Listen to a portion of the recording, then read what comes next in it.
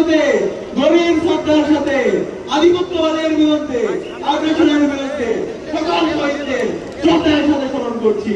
সাথে সাথে জুলাই বিপ্লবের আবু সাঈদ ওয়াসিম শান্ত থেকে শুরু করে শহীদ আলী রায়হান 2000-এর অধিক যে সমস্ত ভাইবোন শহীদ হয়েছে সকল শহীদদেরকে শ্রদ্ধার সাথে স্মরণ করছি।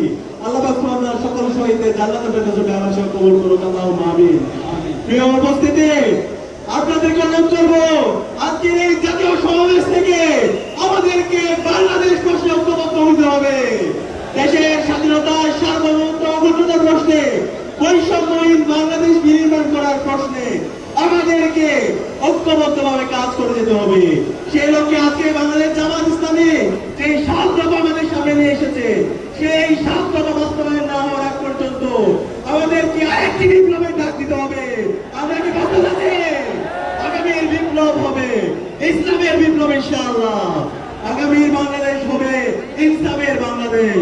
বাংলাদেশ জিন্দাবাদ, বাংলা ইসলামী ছাত্র শিবির জিন্দাবাদ। সংগ্রামের সাথী বন্ধুগণ, 2013 সালের 5 মে সামলায় আমাদের এদেশের মাদ্রাসা শিক্ষার্থীদের উপর গণহত্যা এবং শিশু হত্যা সংঘটিত হয়েছিল। এভাবে আপনারা জানেন আমাদের ক্যাম্পাসগুলোতে ছাত্রলীগের সন্ত্রাসীরা আমাদের উপর নেককার হত্যাকাণ্ড চালিয়েছিল।